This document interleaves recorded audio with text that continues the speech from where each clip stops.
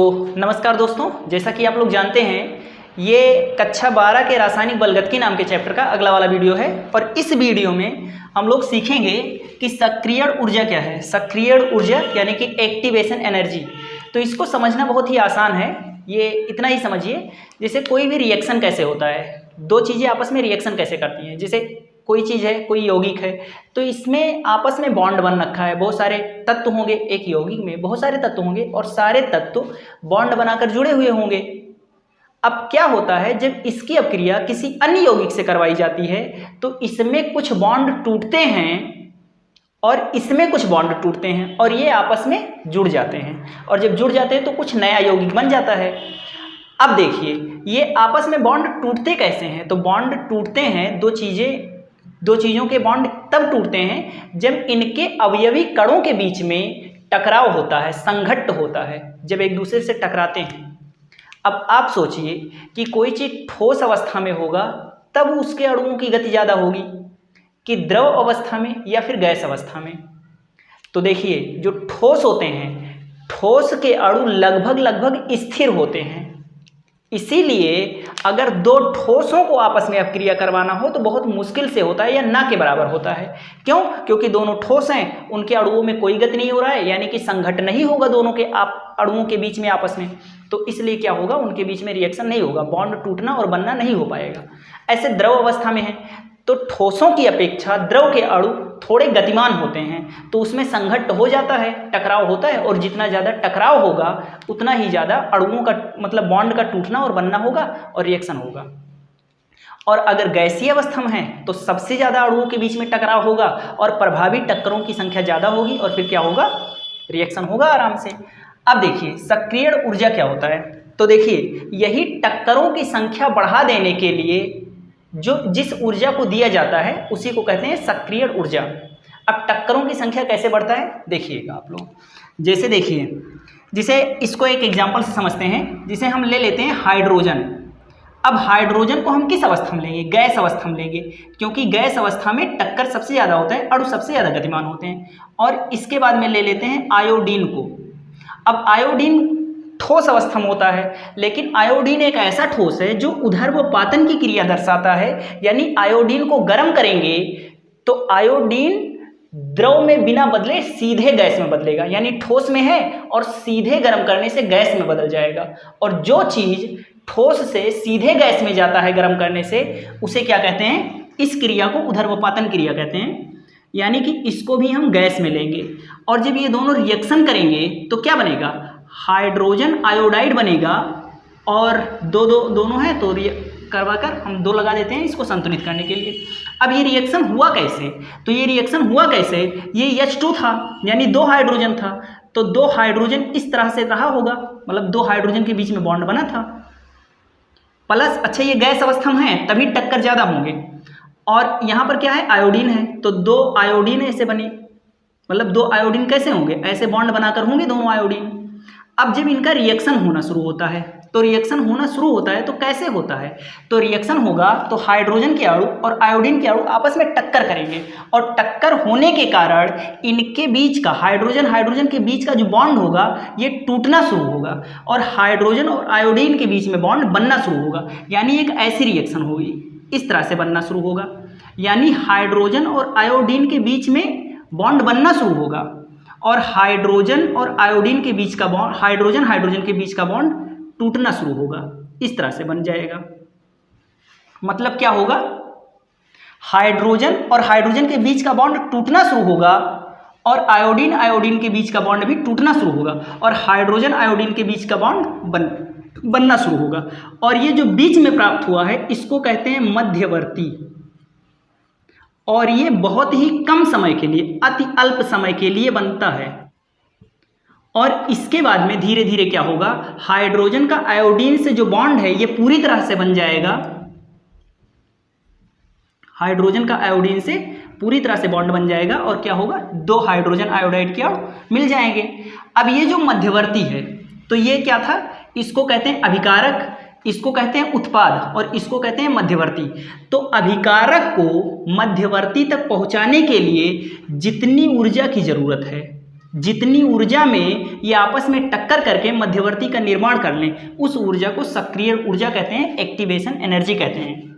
तो आप लोगों को स्पष्ट हो गया होगा कि एक्टिवेशन एनर्जी क्या होता है। तो फिर से एक बार ध्यान से सुन लीजिए कि अभिकारकों को उनके मध्यवर्ती तक पहुंचाने के लिए जितनी ऊर्जा की जरूरत होती है उसी को सक्रिय ऊर्जा कहते हैं।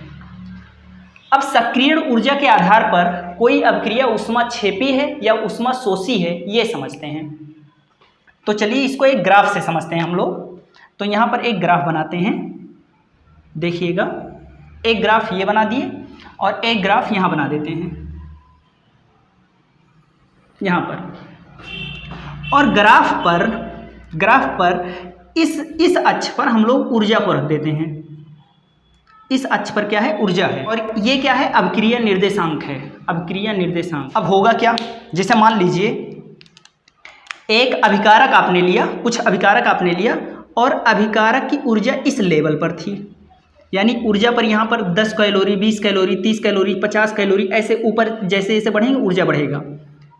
तो इस लेवल पर है अभिकारक की ऊर्जा, मान लीजिए इस सिधाई पर है 30 कैलोरी लिखा हुआ है, तो यहाँ पर है अभिकारक की ऊर्जा। अब ये अभिक्रिया करना शुरू करेगा, हम इसे ऊर्जा देना शुरू करेंगे, तो ये क्या होगा, अभिकारक की ऊर्जा बढ़नी शुरू होगी।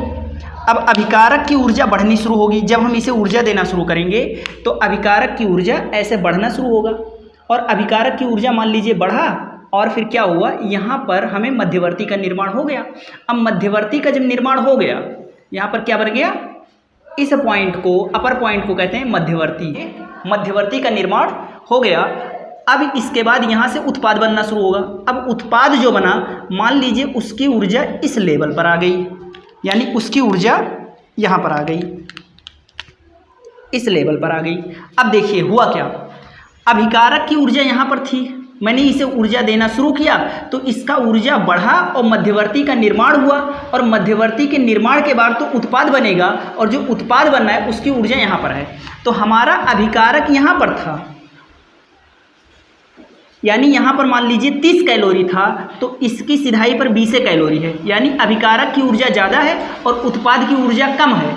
इसका मतलब ये हुआ कि अभिकारक से उत्पाद बनने में कुछ ऊर्जा निकल गया, हाथ से हो गया, और कुछ ऊर्जा निकल गया, यानी कि ये जो ग्राफ बना यह है ऊष्माक्षेपी अभिक्रिया का। ऊष्मा माने ऊष्मा यानी ऊर्जा, और क्षेपी माने बाहर निकालना, तो ऊष्माक्षेपी हुआ है यहाँ पर, ऊष्माक्षेपी रिएक्शन। और कितनी ऊर्जा निकला है, तो यहाँ से लेकर इस लेवल से लेकर यहाँ तक का जो ऊर्जा है, ये ऊर्जा बाहर निकला हुआ है, ठीक है। तो ऊष्मा देखिए, अभिकारक की ऊर्जा इस लेवल पर थी, उत्पाद की ऊर्जा यहाँ पर आ गई, यानी कि अभिकारक की ऊर्जा ज़्यादा है और उत्पाद की ऊर्जा कम है। तो अभिकारक से उत्पाद बनने में ऊर्जा कम कैसे हो गई, इसका मतलब कुछ ऊर्जा बाहर निकला है, यानी कि ये ऊष्माक्षेपी अभिक्रिया है। और यहाँ पर मध्यवर्ती का निर्माण हुआ, और मध्यवर्ती के निर्माण होने में, यानी कि अभिकारक की ऊर्जा को मध्यवर्ती तक पहुँचाने के लिए जो ऊर्जा देना पड़ा, इसी ऊर्जा को, इसे डेल्टा या ई से दर्शाते हैं, ई से, इसी ऊर्जा को कहते हैं संक्रियण ऊर्जा। तो संक्रियण ऊर्जा क्या है, अभिकारक को मध्यवर्ती तक पहुंचाने के लिए,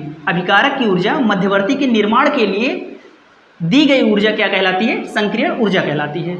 अब चलिए इस ग्राफ को देखते हैं हम लोग। मान लीजिए एक अभिकारक है जिसकी ऊर्जा इस लेवल पर है, अब हमने इसका ऊर्जा बढ़ाना शुरू किया, अब इसकी ऊर्जा बढ़नी शुरू हुई और यहाँ पर पहुँचा, यहाँ पर बन गया हमारा मध्यवर्ती।